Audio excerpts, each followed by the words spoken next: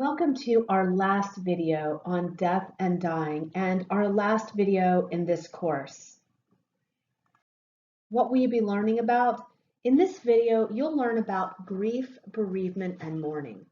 You'll also learn about typical grief reactions, and you'll learn about different types of grief, including complicated grief, disenfranchised grief, and anticipatory grief. You'll also be learning about Kubler-Ross's stages of death and dying and the dual process model of grieving. And then you'll be learning about Worden's 4 tasks of mourning. Let's now take some time to look at some concepts that are connected to loss and to death. And so we have grief, we'll be looking at bereavement and mourning. And grief is the normal process of reacting to a loss. Bereavement is the period of a loss during which grief and mourning happens, and the duration of bereavement varies depending upon the attachment and the circumstances of the loss and the relationship with the other person. And then mourning is the process by which people adapt to a loss, and this is greatly influenced by cultural beliefs and practices and rituals. So, for example, in some cultural traditions, you might find that if a person were to lose their spouse, that they would never remarry. In other traditions, you would find that it's acceptable to remarry, and even in communities, a person may be encouraged to remarry. So this is greatly affected by culture, and that's just one example. There are some major categories of typical grief reactions. There are mental reactions, physical, social, or emotional responses. So it's very normal for people to feel numbness and anger, guilt, anxiety, sadness, and despair. It's very normal and typical for people to experience trouble in concentrating, sleep and eating problems, losing interest in pleasurable activities, physical problems, and even illness. And as you think about those symptoms, you might connect them to some of what you've learned about depression. And so this can look like depression. And this typically lessens within 6 to 10 weeks, but it does vary from individual to individual. There is not a right or a wrong way to grieve. Everyone experiences loss and expresses it differently. Most people who experience what we might call normal or typical grief and bereavement, they have a period of sorrow, of numbness, and even feelings of guilt and anger.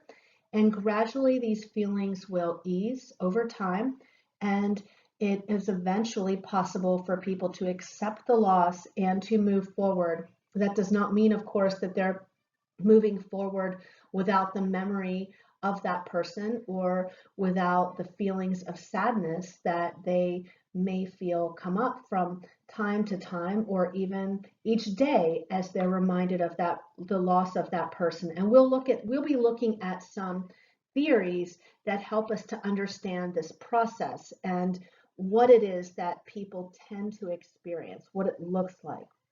So for some people, feelings of loss, though, are debilitating and they don't improve after time passes. And this is what's called complicated grief. And you might hear it sometimes called persistent complex bereavement disorder.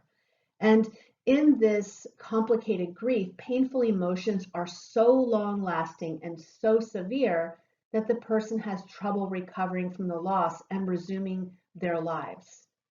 And different people follow different paths through the grieving process.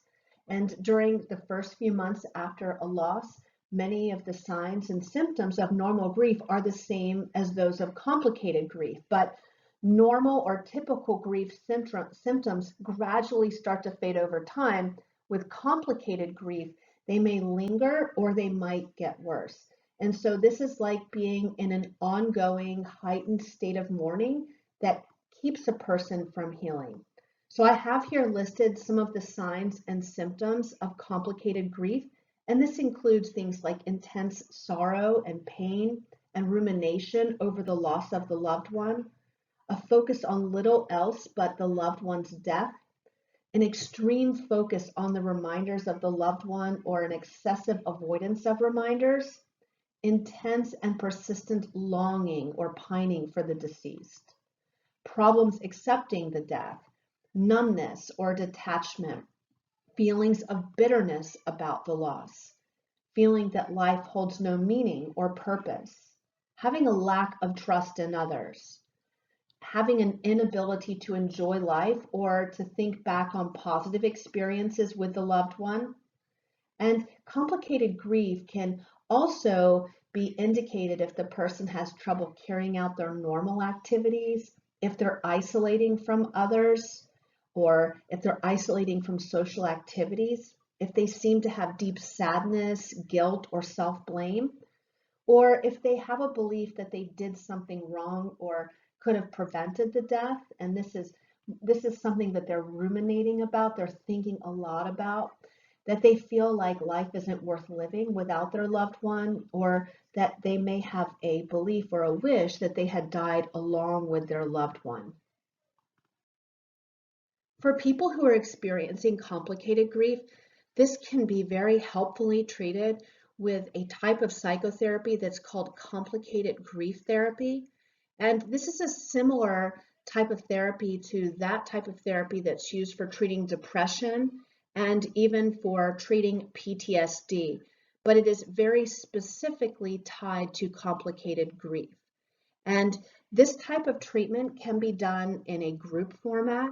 So I have I have a family member who had lost a loved one, and they lost a child. And when they did, they went through, they attended some group therapy, and they found that it was helpful to go into these, or to spend time in groups with people who had also had similar type of loss. So this can be very helpful. It's not for everyone. Not everyone feels that this is an effective approach for them. I have also a family friend who lost their daughter, who was an adult, but they lost their daughter in a car accident.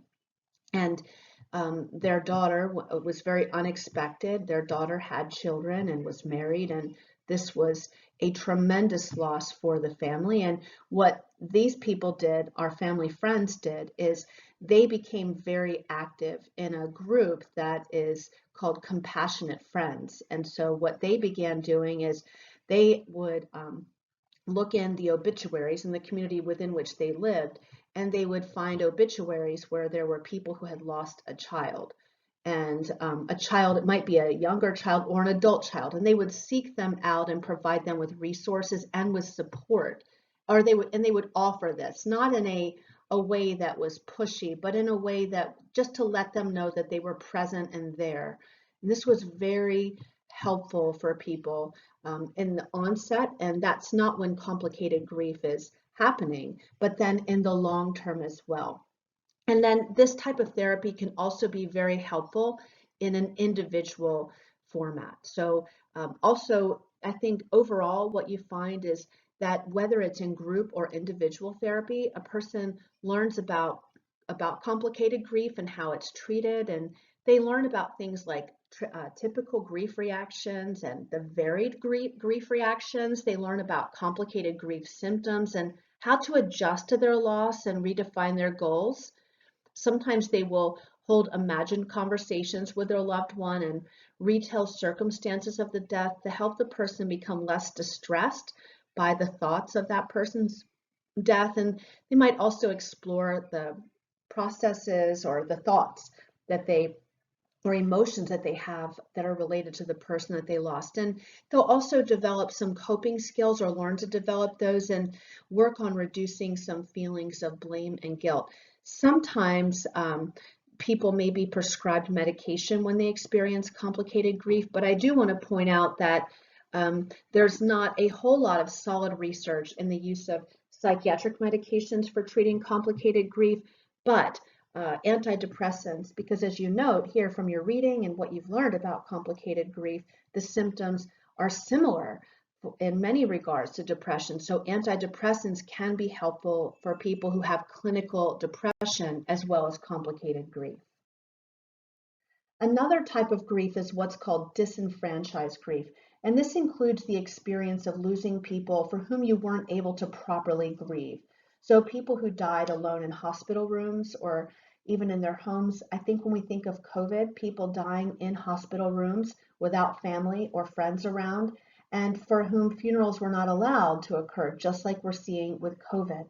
And so the death of an extramarital partner or someone that a person had an extramarital relationship with, which is typically not acceptable, that the person had that relationship, and so that person doesn't have the chance to grieve.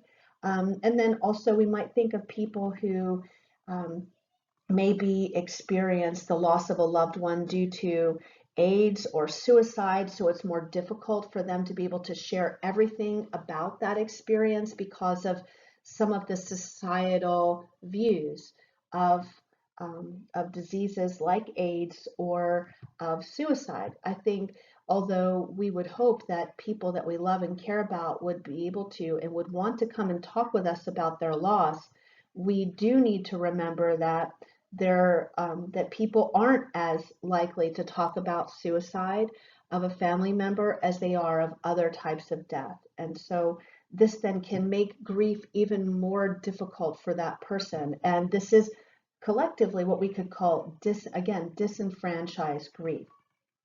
We might also think about some additional types of grief, like, or some additional types of experiences that we could connect to disenfranchised grief, like grieving the loss of people that you maybe had a complicated relationship with, or maybe an unacknowledged relationship with. Think of someone who perhaps lost a parent that they never knew, or someone who lost a child that they never knew. And the sense of loss that others may feel that they are not entitled to have, but that they do have. And so disenfranchised grief can also capture the feelings of grief or loss that surround all big events that you may have even missed. So it's not just about death. We could even connect this to things that you have missed in life and you grieve. So birthday celebrations, graduations, retirement parties, holiday traditions that we have all lost because of COVID. And and ultimately these were interrupted for the first time in our individual and our family's collective memory. And each of these celebrations and events, they give shape and routine in our lives. And this happens day in and day out and throughout the year. And so we've lost that. So it's not just it's not only connected to losing a person. It can also be connected to a loss of certain events or things that we had hoped for that are intimately tied to traditions within our family or even in our communities. Another type of grief is what's called anticipatory grief, and this is the deep sadness that's often felt during the last days of life. And it's often experienced by, of course, both the loved ones of someone who's nearing death and the person who is actually dying. And while grief before death does open opportunities to say goodbye, that sudden death does not, grieving beforehand, it does not replace or even shorten the period of grieving that can happen after death. And anticipatory grief can bring about some feelings of guilt and some feelings of anger, and it may bring some feelings of relief when we may have watched someone who's extremely sick and in pain who is dying. But then those feelings of relief can be complicated by feelings of guilt that we may have for having those feelings, even though we shouldn't feel guilty because we're only wanting the best for our loved one. It's very complicated, and it can be very stressful and difficult for the individual or the people going through this. So overall, throughout our lives, we experience many instances of grief, and as you've learned, there are different types of grief, and grief can be caused by situations, by relationships, or even substance abuse. We know that that's a significant problem in our area, and we may lose people due to substance abuse because they lose their life, but we also may lose them because they have moved in the direction of their substance and away from us. So as we think about that grief that I just mentioned, that disenfranchised grief, where people may not recognize that as being a loss, like the actual physical loss of a loved one, that can be very difficult because it is a loss, and there are very similar types of feelings. And we can apply much of what we're learning, and you've read about the different stages of grief, just like in Kubler-Ross's stages of death, to some of these additional experiences that we have where we grieve. And so we might think of children who may grieve in a divorce, or we might think about then the wife who grieves the death of her husband, or a teenager who grieves the ending of a relationship, or you may receive, let's say you have a family member who receives a terminal medical diagnosis and they're grieving their pending death. So in 1969, Elizabeth Kubler-Ross described 5 common stages of grief. And we're going to be looking at each of these. And you can see here, they include denial, anger, bargaining, depression, and acceptance. And it's important overall to consider, as Kubler-Ross said, the psychological needs of people who are dying. And it's also important to note that these are not stages that we go through one by one, and then at the end we're at acceptance. What you'll see is that we can move back up through earlier stages. And there's not a right or wrong progression or time that we might find that we are spending in one of those or more of those stages. And this is the grief cycle that is tied to Kubler-Ross, and you can see the characteristics of denial, which include avoidance and confusion, elation, shock, fear, and the person may experience anger, frustration, irritation, and anxiety are all tied to that. And then bargaining, where you are struggling to find meaning. You might, pray to God saying, if you will do this, then I will do that. This is part of bargaining. And then depression, which can be encompassing feelings of being overwhelmed and helpless and hostile and flight. So you're removing yourself from the situation. You don't want to be connected to it. And then there's acceptance. And so this can be a cycle. It's not that we go through each of these one by one and then we're done. We may return to other ones, and we might find that we go back to the very beginning and then we have to start over. As we look at Kubler-Ross's stages of death and dying, keep in mind that we don't go through these stages in a linear fashion, and that's what Kubler-Ross suggested, that instead what we do is we go through a stage and then we progress to the next one, but that we may go back up to an earlier stage. So we might start with denial, and then we go on to anger, and then we might go back to denial. Let's first look at denial. So this involves denying or ignoring death when it's close, and it can happen in a complete sense, like there's no way I'm dying, or perhaps in a partial sense, such as a person who has cancer might say, I have cancer, but it's no big deal. Or a person who has a family member with cancer. She has cancer, but it's not a big deal. So denial is basically your ego taking a defensive attitude. Your mind tries to find a way to maintain your well-being, even though this is a situation where you may actually be powerless. When a person experiences the stage of anger, this is a common stage where a person might think, why me? Or life isn't fair. A person might look to blame others for the cause of their grief, and they might also direct their anger to close friends and family. They might also find it incomprehensible of how something like this could happen to them. And for people who are of faith, they might begin to question their belief in God, saying things like, where is God? Why didn't God protect me? And researchers and mental health professionals agree that anger is a necessary stage of grief. Anger is an emotion that comes up when we have to face an obstacle. After getting terrible news, it's common for our bodies to try to solve things through anger. And it can have a lot of victims or targets, even including yourself, if you're a person who is getting bad news that something is going to potentially lead to the end of your life. And it can, of course, be directed towards doctors or even God. When people experience bargaining, this is when they may be trying to make a deal. perhaps a deal with God, for example. They might say, please, God, if you heal my husband, I will strive to be the best wife I can ever be, and I'll never complain again. So this kind of statement is bargaining. And once the person sees that anger can't solve the problem, then this is the progression that that feeling may take. So that's when bargaining can happen. And it's quite common for people at this stage to become rather docile out of hope that they'll live longer by being good. So this is almost a form of bargaining. So for example, they may follow their doctor's prescriptions or whatever instructions their doctor gives them to a T, thinking, as long as I do this, I'm going to make it, I'm going to survive. And then we have the stage of depression. And this is something that happens as an illness gets worse or when this terrible reality becomes clear. And so the person falls into a serious depression and they may feel deeply powerless.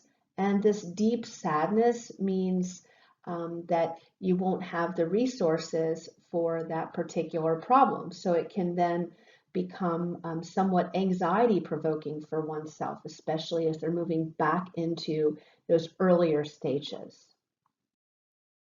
And then we have the stage of acceptance. And this is not in the sense of it's okay that my husband died or that my friend died, but rather my husband or my friend died, but and I'm going to be okay. In this stage, your emotions begin to stabilize. You're re-entering reality. You're coming to terms with the fact that there's going to be a new reality, that that person isn't going to be coming back. And if you're the person who is very sick and terminally ill, then you are coming to terms with your own illness and your own death that is impending.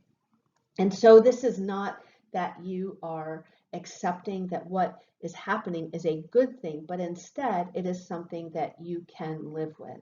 And there's a time clearly of adjustment and readjustment. And when a person is in this stage of acceptance, there are good days and then there are also bad days and then there are good days again. And when a person is in this stage, it doesn't mean that they will never return to those earlier stages. They can go back to those earlier stages, and then they may go back to acceptance and then back to those earlier stages.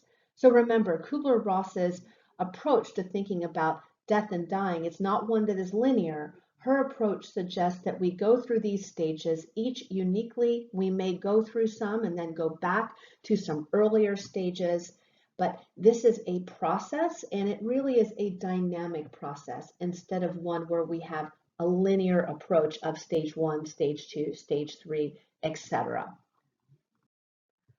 Kubler-Ross's model has received some criticism, and this is mainly because people who studied her model believe that it is the specific order in which people grieve and that all people go through all stages. But Kubler-Ross notes actually that these stages are not linear and that some people may not experience any of them, and that others may only go through 2 stages rather than all 5. Some may go through only 1 stage or only 3 stages. And so it's now more readily known that these 5 stages of grief are the most commonly observed experienced by the grieving population. Another model of grief is called the dual process model of grief, and this model doesn't fall into neat tasks or stages, but it instead captures the level of complication that's experienced during the grief process. In this model, it's suggested that when people are bereaved and dealing with grief, that they'll shift back and forth between grieving and not grieving as a coping mechanism to deal with their grief. As you can see here, the dual process model allows for the going back and forth between allowing oneself to grieve their loss and shutting off emotions in order to function in everyday life. You'll also see in this diagram that there are 2 different orientations that we oscillate between when we experience grief. One is the loss orientation, and that's where our focus is on the loss. And one thing, for example, we might experience is something called grief work. And in grief work, a person is going to be doing things like possibly going to grief counseling or grief therapy. They might memorialize their loved one or have different grief rituals like a funeral or a memorial service, or they might do something else to memorialize that person's death, like start a scholarship or plant a tree or have some type of event where they remember or honor the person who has passed away. And then with the restoration orientation, the focus is on moving into our life as these changes have taken place. So what's happened are some significant life adjustments that are likely to be experienced, especially if you have the loss of a significant person like a partner. So it might be, for example, that you have to go back to your regular life, but not only that, you have to adjust your life to accommodate for that person no longer being present. So you might have to do your own cooking and cleaning, reorganize your life without your loved one, in other words. You might need to move into a smaller home or shape a new identity or master new skills. And then there's the oscillation between that restoration orientation and the loss orientation. And this is an emotion regulation process that allows the person to go from grieving to functioning and back to grieving as it suits that person's needs. The most significant loss that a person who has had children can experience is the loss of a child. Bereaved parents have an increased risk of both psychological and physical health problems, and bereaved mothers are at a significant risk of attempting or committing suicide. The intensity of the grief can vary with the age of the child and the circumstances of the death, and also is affected by the frequency of childhood death in the society within which they live. So in our society where childhood death isn't happening very often, in contrast to, say, a society where there are child soldiers, then the way that that individual, the family, the mother, the way that those individuals will look at the death or experience the death of that child may differ. It does not mean that the intensity of the loss is going to be any different, but you could imagine if you live in a war-torn society, if there are many people losing their children to war, then the experience may be different, certainly as emotionally intense, but there are different people, for example, like other mothers and fathers who are going through the same thing, and there may be some expectation that that's what's going to happen, which can bring with it a whole host of additional emotions. So each experience is unique and different, and I think it's important to note, just like I said, that the frequency of childhood death in society can have an effect on how that a person experiences the loss of their child. The loss of a mother or father is one of the most common types of loss, especially as people get older, with 5% of people in the US losing a mother or father in any given year. While this loss is common, the effects can be profound. In addition, it's important to remember that how and for how long a person grieves will be different for each person. Losing a parent can be a life-changing experience, and it can be complicated depending on where the person is in their own lives and their dependence or independence from their parents. Regardless of the nature or quality of the relationship that we may have had with our parents, if our parents pass away, their death can still have a profound effect. The loss of a parent is associated with several unique issues. First, we know our parents or parents longer than anyone else in our life. And we can also think about this as being true for primary caregivers. So even if we have a challenging relationship or live separately from our parents or primary caregivers, our parent still influences us for good or not so good. Your parent likely was the primary caregiver for you when you grew up, or you may have had another caregiver. These people, your parents or primary caregivers, they shared your joys, your sorrows, failures, and accomplishments over the years. Even when you are an independent adult, your parent or primary caregiver still thought of you as a child or thinks of you as a child, which impacts your identity. The loss of a parent when you're an adult can create very confusing emotions. Even though a person is independent, they may feel abandoned regardless of their age. And if the person was a primary caregiver for an aging or sick parent, this confusion can be heightened since the person has the loss of two roles. They were someone's child, but had also been acting as their parent. This person may also be required now to take on a new role or assume more responsibilities in their family. A parent's death can also change priorities. A parent's death can exaggerate other emotional issues in one's life as well. It often brings up feelings about mortality or can lead to questions about the value of other relationships in one's life. At the very least, it may underscore the reality of how short life really is and how quickly time can pass. And this can sometimes lead a person to feel the need to make changes in their life. For someone who's the oldest child, they may have to take on a new role or new responsibilities as they assume the leader role of their family. The loss of a parent during childhood can be especially profound. Sometimes adults who also suffer the loss of the child's parent may be too preoccupied to attend to the child's needs. And so it's so important that anyone who notices this, addresses this, and seeks help for the child when they need it. It's also important to consider how children think about death at different ages and that they may not understand the terminology that others are using. For example, using phrases like when to sleep can cause the child, depending upon their age and cognitive development, to fear going to sleep since they may think it may lead to death like it did their parents. An important concept related to death and dying is mourning. And mourning is the expression of deep sorrow for someone who has died.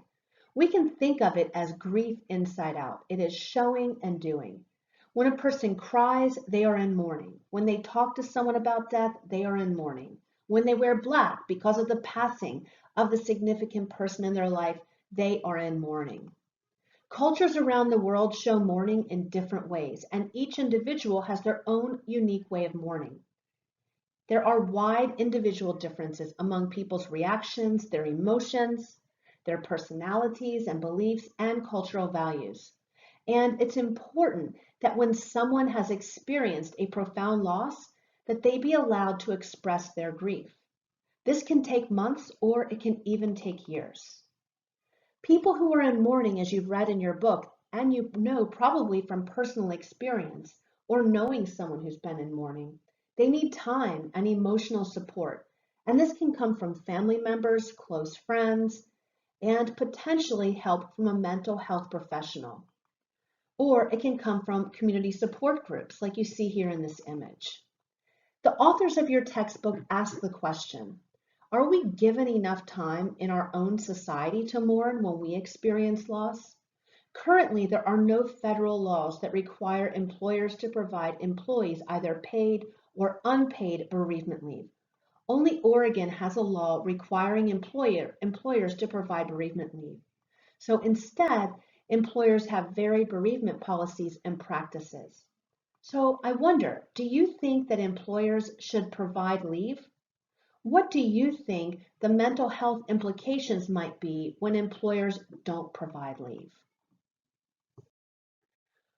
Worden suggests that there are 4 tasks that one must accomplish for the process of mourning to be complete, and for what he says is equilibrium to be reestablished. Worden makes clear that there is no particular order that these tasks need to be accomplished in, though there is some natural order in that the completion of some tasks presuppose completion of another task. Worden acknowledged that people may need to revisit certain tasks over time, and I'm sure as you look at these tasks, that will make sense to you. He suggests that grief is not linear and that it's difficult to determine a timeline for completing the grief tasks. So let's take a look at these tasks. And as we go over each of them, think about if and why each of these tasks are important. So let's look at the first task. The first task can be both simple and complex.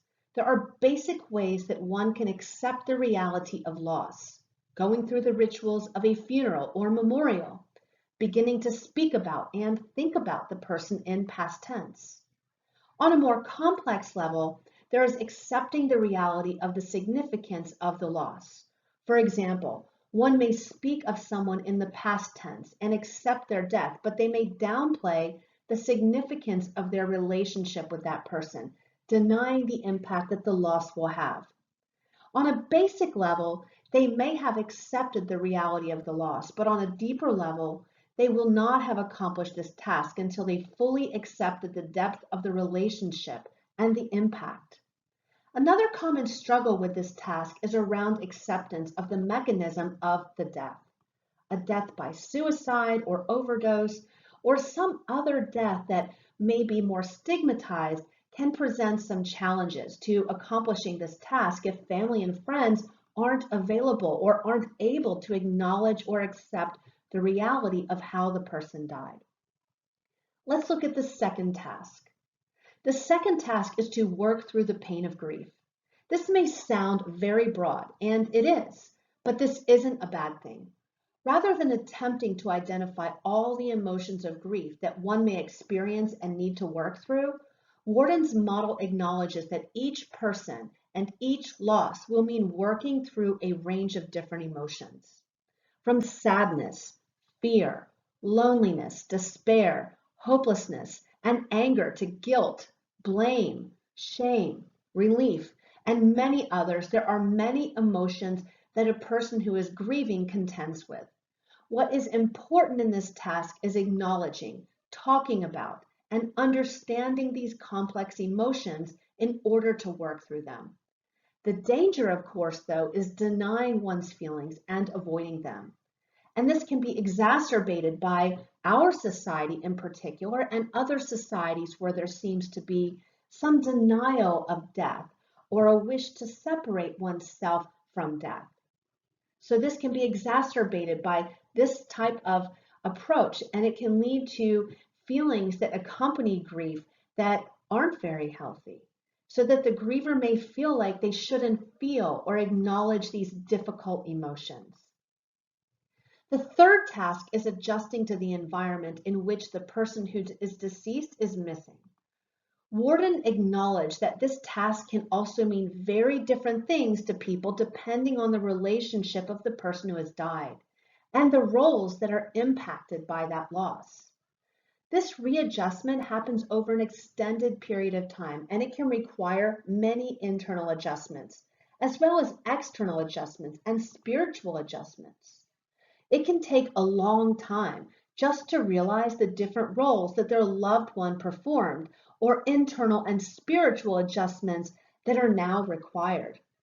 This can be especially difficult for widows, as you could imagine, as they will need to learn a wide array of new skills and tasks, ranging from things like paying bills to parenting and taking care of the home, to environmental changes like living alone and doing things alone, and redefining the self without the other person.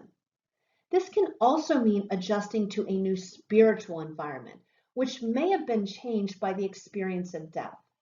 This requires developing the necessary skills to move confidently forward in this changed environment. Remember, internal, external, and spiritual changes. The fourth task is to find an enduring connection with the deceased while embarking on what Mourning calls a new life.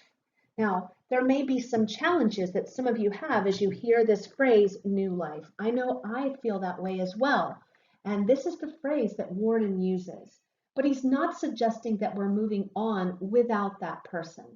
The gist of this task is to find an appropriate, ongoing connection in our emotional lives with the person who has died while allowing us to continue living. Like the other tasks, this can mean varying things to various grievers, but it often means allowing for thoughts and memories while beginning to meaningfully engage in things that bring pleasure, new things, or new relationships. So for Warden, not accomplishing this task is to not live. It is the sense that life stopped when the person died and that one isn't able to resume life in a meaningful way with a different sense of connection to the person who has passed away. This task, as you can imagine, can take a long time and can be one of the most difficult to accomplish. For Warden, mourning is successfully completed when one has completed all 4 of the tasks that I've described and that you see here. What should be pointed out, though, is that just as we said for Kubler-Ross's model, it's important to remember that this is a theory. There are many grief theories, and none are absolute truths, but rather theories or models with some evidence to support them and some evidence to refute them. These are certainly helpful to the person who is still working through the process, and it's also helpful for counselors. And it can also mean that if people are not moving through these stages, as we see here with Warden, or they're not experiencing the stages as Kubler-Ross presented, that it could mean that this model is just, or that model, or whatever grief model that they've read about is not a reflection of their own unique experience. Remember, grief is unique for us all. And if a person is experiencing complicated grief, in other words, remember, if after a few months they're struggling to accept the loss, they still have intense painful feelings, they're having a hard time functioning up to a year after the loss of someone they love, it is so important for them to seek support from a mental health professional. I'd also like to point out that grief counseling or therapy can be helpful at any point in the grieving process. For some, they may find it helpful to talk with someone very soon after the loss of a loved one. It is never too soon after the loss of a loved one to seek help and support. We've now come to the end of this chapter, book, module, and course. We've surveyed the lifespan journey together, stopping along the way to highlight particular issues through online discussions and assignments. From before birth to after death, we've considered theoretical perspectives and practical dimensions. There have been many times that I wish we could have been together face to face, but I must acknowledge how much I appreciate the courageous honesty that so many of you have shared as you've shared your thoughts, hopes, and past experiences and insights in the weekly discussions and assignments. I consider it a privilege and honor to have been invited into your ideas and your experiences. Thank you also for the quality and depth of many of your discussion forum entries. I'd like to close this course with a story. It's about a wise man, and they called him Lama. He lived high up on a mountain in Tibet, and whenever the villagers in the valley below would be confronted with a difficult decision or confusion or trial, they'd come to see Lama. They'd pose the situation, he would respond, and they would leave satisfied. One time, a group of teenagers decided that they wanted to embarrass the Lama, so they devised a trap. One of them would approach the Lama with a hummingbird cupped in his hands, and they would ask the Lama, "Is this hummingbird alive or is it dead?" If the Lama said the bird was alive, they would crush the bird and show it was dead. If the Lama said the bird was dead, they would open their hands and the bird would fly free. They had him either way. So one day they gathered a crowd and they all made the trek up the mountain. With a hummingbird cupped in their hands, they said, "O wise Lama, is this hummingbird alive or is it dead?" And the Lama answered quietly, "That is entirely in your hands." What we do with today, with our yesterdays and our tomorrows, it is in our hands. I wish each of you the very best in your futures, and please don't hesitate to reach out to me if I can help you in any way while you're a student at Northeast State. Thank you.